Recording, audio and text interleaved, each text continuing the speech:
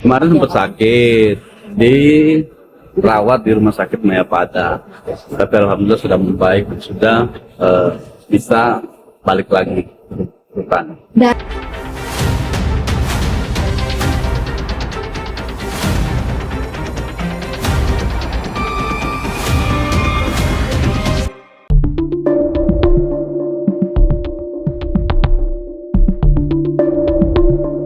Kabar kurang menyenangkan datang dari artis kontroversial yang selalu jadi sorotan, Nikita Mirzani.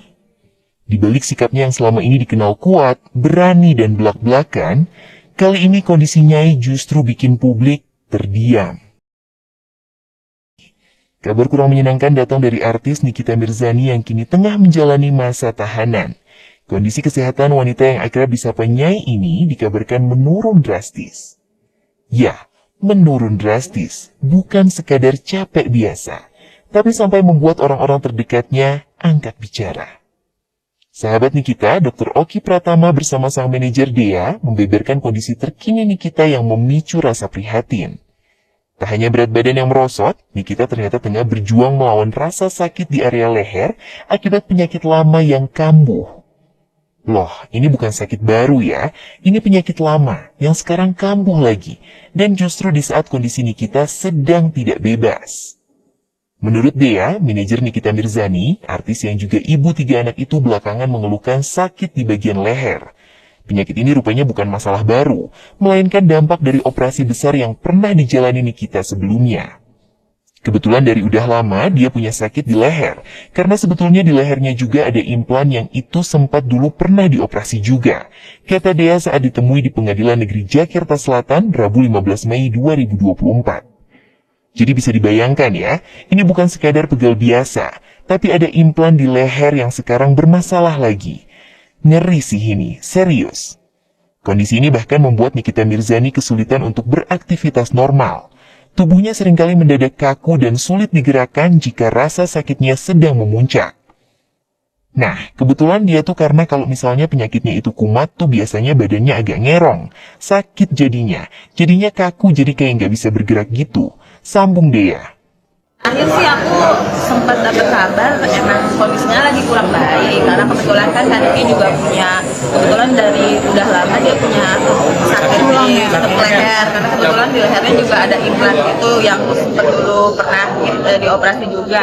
Nah kebetulan dia tuh karena kalau misalnya penyakitnya itu kumat tuh biasanya dia badannya agak ngedrop dan kaku jadinya kaku jadi kayak nggak bisa bergerak gitu. Nah kebetulan kemarin dapat kabar memang badannya agak sedikit ngedrop, makanya kita tim kuasa hukum mungkin lagi ngecek segala macam, mungkin lagi lebih intens buat melakukan ke sana sih. Bayangin, badan tiba-tiba kaku, nggak bisa gerak. Di dalam tahanan tanpa kebebasan akses seperti di luar. Ya ampun, kebayang nggak sih kondisinya? Senada dengan Dea, Dr. Oki Pratama juga menyadari perubahan fisik Nikita yang kini terlihat lebih kurus. Bukan tanpa alasan, penurunan berat badan ini bukan cuma karena stres. Nafsu makan Nikita terganggu bukan hanya karena stres, melainkan adanya masalah medis pada bagian gigi. Dan juga yang pastinya agak kurusan karena juga agak susah makan, karena crownnya pecah, terang Dr. Oki Pratama.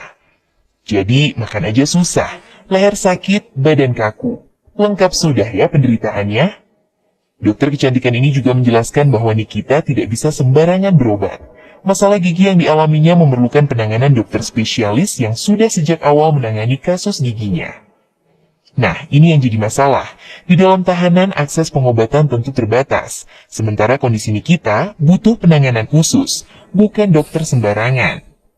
Kendati jarang bertemu, Dr. Oki dan Dea memastikan bahwa komunikasi dengan Nikita Mirzani tidak pernah putus. Karena keterbatasan aturan rutan, mereka pun memanfaatkan fasilitas yang tersedia untuk memantau kondisi sang sahabat. Di tengah kondisi yang serba terbatas ini, yang bisa dilakukan orang-orang terdekatnya hanya satu, berdoa. Dr. Oki Pratama hanya bisa berdoa agar Nikita Mirzani bisa mendapatkan keadilan. Ia merasa iba mengingat Nikita adalah tulang punggung keluarga yang memiliki 3 orang anak yang masih kecil. Yang pastinya kami berdoa apa yang terbaik untuk Nikita Mirzani. Karena balik lagi kasihan, karena seorang ibu tunggal, 3 orang anak yang masih butuh kasih sayang anaknya, kayak gitu. Yang inginkan kalau bisa seadil-adilnya saja, pungkas Dr. Oki Pratama. Dan di titik ini, ceritanya bukan lagi soal sensasi, bukan lagi soal kontroversi, tapi tentang seorang ibu yang sedang berjuang di balik keterbatasan. Pertanyaannya sekarang, apakah kondisi ini akan jadi perhatian serius, atau justru akan terus berlalu tanpa solusi? Sempat dapat kabar emang kondisinya lagi kurang baik karena kebetulan kan Hanki juga kebetulan dari udah lama dia punya sakit di leher, karena kebetulan di lehernya juga ada implan itu yang dulu pernah dioperasi juga. Nah kebetulan dia tuh karena kalau misalnya penyakitnya itu puma tuh biasanya dia badannya agak ngedrop kan, kaku jadinya. jadinya kaku, jadi kayak nggak bisa bergerak gitu. Nah kebetulan kemarin dapat kabar memang badannya agak sedikit ngedrop, makanya kita tim kuasa hukum mungkin lagi ngecek segala macam, mungkin lagi lebih intens buat bolak-balik ke sana. Iya, kalau biasanya kalau untuk menjenguk itu biasanya lebih ke keluarga yang lebih menjenguk kayak gitu. Karena kalau dari pihak yang luar biasanya harus mengisi persyaratan bla bla bla, kecuali kalau ditemani oleh pihak PH-nya.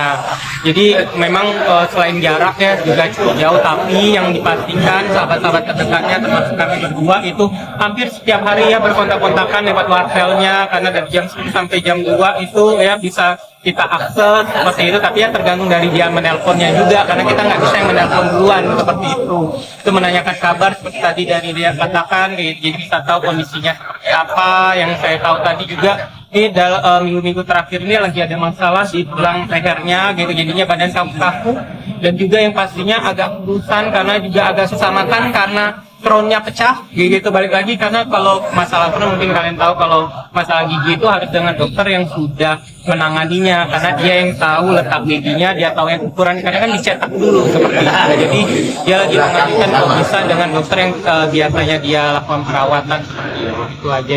Dan aja yang saya tahu itu pengobatannya itu kalau bisa di luar dari yang rumah sakit yang sediakan, misal rumah sakit Kadiaksa biasanya kayak gitu kan. Nah itu nggak, menurut dia itu tidak sama dengan perawatan yang dia bisa lakukan seperti itu. Misalnya kalau dia tahu misal di tempat gigi yang biasanya, nah saya nggak tahu mungkin yang kalau lehernya mungkin untuk yang di luar negeri kayak gitu. Yang di luar negeri leher ya, karena lehernya itu kan berpengaruh sama tulang belakang, sekarang tulang belakangnya kan, jadi itu memang harus karena kemarin sempat konsultasi juga secara online sama pihak dokter yang di Indonesia. Memang kebetulan kalau misalnya untuk konsultasi operasi memang harus keluar.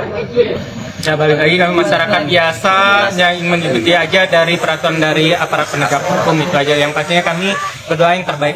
Dokter O, dokter S itu sebut semuanya. Bagaimana? Kenapa? Oh, ini adalah korban. Ya kenapa? Kan gini, itu terakhir ya, sebelum uang itu diterima, terakhir itu kaitannya dengan dokter O. Dokter O tadi itu, ini cuma mengkonfirmasi gitu, dok, ini orangnya bagaimana sih gitu. Dia ngajak gua kerjasama gitu. Si dokter O ini bilang nggak apa-apa, itu udah aku anggap seperti teteh aku sendiri. Nah ini kan tidak ada niat jahat, berarti kalau misalnya dikatakan bahwa itu adalah sebuah tindak pidana pencucian uang, kenapa pula nih kita mau konfirmasi ke orang gitu kan? Kenapa pula dia minta ini bagaimana orangnya? Ini dia ngajak kerjasama, terus kalau dia mempunyai niat bahwa itu akan dilakukan TPPU, kenapa pula dia kirimin bukti transfernya itu dengan catatan Nikita Mirzani? Ini kan bukan hal yang logis untuk dipikirkan, oh terjadi tindak pidana tapi dengan secara terang-terangan, kan begitu jadinya. Padahal dalam unsur TPPU itu salah satunya adalah menyembunyikan uang itu sendiri. Kemarin sempat sakit dirawat di rumah sakit Mayapada, tapi alhamdulillah sudah membaik, sudah bisa balik lagi. Bukan. Dan itu indikasi sakitnya sendiri bang, kan awal kalau tidak salah ada masalah di implan gigi. Nah, Banyak. mungkin terakhir sampai Mayapada sih. Terakhir itu ini di tulang belakang ada pergeseran. Pergeseran tulang, sehingga dalam hal ini dibutuhkan tindakan medis yang tepat, yaitu operasi. Kemarin operasi. Operasi bang? Iya. Berapa lama mungkin? 2 minggu ada kali. 2 minggu kurang lebih ya. Tuh. Dan kondisinya sudah berangsur membaik.